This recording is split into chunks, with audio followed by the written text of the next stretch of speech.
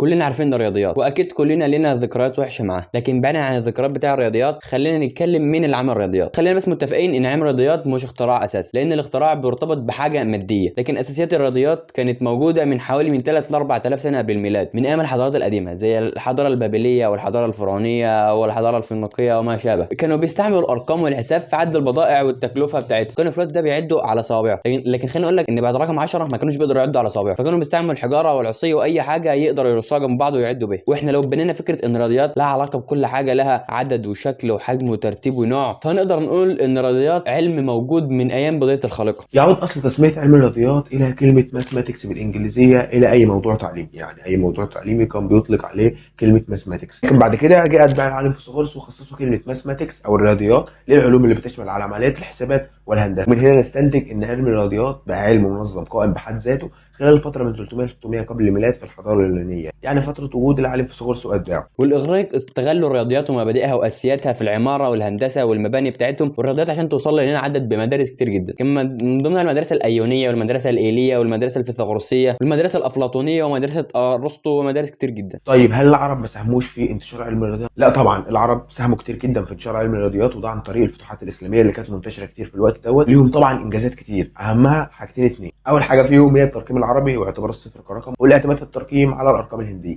تاني حاجه وهي الجبر اللي استخدم فيه العالم الخوارزمي كلمه شيء للدلاله على المجهول، وبعد ما اعملوا مؤلفات وترجمه اللغه الاسبانيه استبدلت كلمه شيء بكلمه اجزاء، ومنها اتخذ الحرف اكس اللي بنستخدمه لحد الان في الدلاله على المجهول في المعادلات الرياضيه اللي بنحلها. وكمان الخوارزمي ما اكتفاش بده، بل الف كتاب حساب الجبر والمقابله اللي قدم فيه طرق لحل المعادله التربيعيه وطرق هندسيه لاستكمال المربع. وكمان العالم عمر الخيال صنف المعادلات التكعيبيه وقدم لها حلول هندسيه بواسطه طريقه المقاطع المخروطيه المتقاطعه. بعيدا عن مين اللي اخترع الرياضيات، المسلمين او الاوروبيين او الاغريقيين، وبعيدا عن اذا كانت الرياضيات ده علم اصلا اخترع او حاجه منذ بدايه الخليقه، وبعيدا برضو عن الذكريات الوحشه اللي غالبا ملازمه كل شخص في الحياه مع الرياضيات، لكن ما حدش فينا يختلف ان الرياضيات تعتبر اساس العلوم وما نقدرش نعيش من غيرها. بحب اشكر صديقي الغالي طارق ابراهيم على انه اداني الفرصه الرائعه دي ان انا اطلع معاه في فيديو واحد.